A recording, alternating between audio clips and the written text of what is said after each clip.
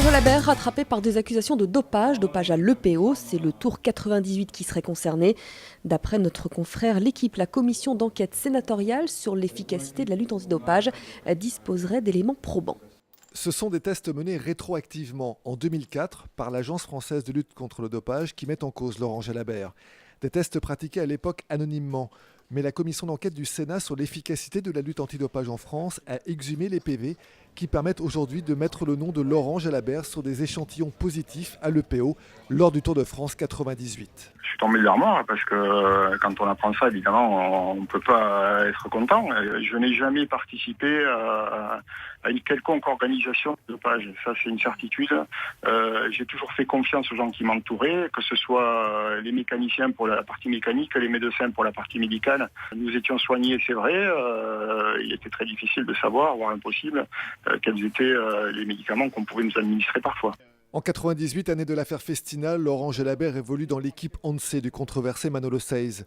À l'époque, le PO n'est pas détectable, mais depuis de nombreux coureurs sont tombés ou passés aux aveux, comme récemment Lance Armstrong et Jan Ullrich.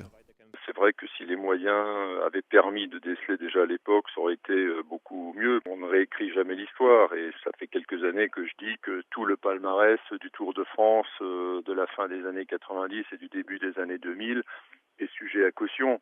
Laurent Jalabert rattrapé à son tour par le dopage.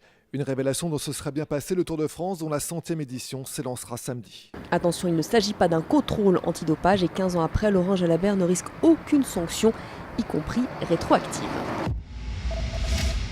Gazon maudit pour Rafael Nadal, battu au premier tour à Wimbledon, c'est la première fois qu'il quitte un tournoi du Grand Chelem dès son entrée en lice. Le Belge Darcis l'a battu 7-6, 7-6, 6-4.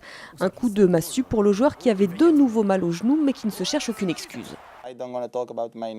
Je ne veux pas parler de mon genou ce soir. La seule chose que je peux dire, c'est félicitations à Steve Darcis.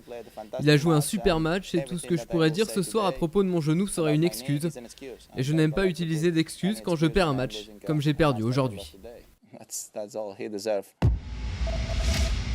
En revanche, pas de soucis pour Andy Murray ou encore pour Roger Federer, le tenant du titre. Et puis chez les Français, ça passe notamment pour Jo-Wilfried Tsonga, Julien Benneteau ou encore Benoît Paire.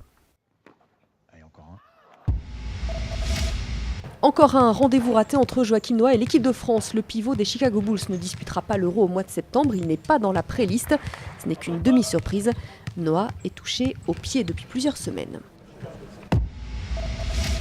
Et puis Laurent Blanc est arrivé à Paris hier soir. C'est probablement dans la journée qu'il signera son contrat avec le Paris Saint-Germain.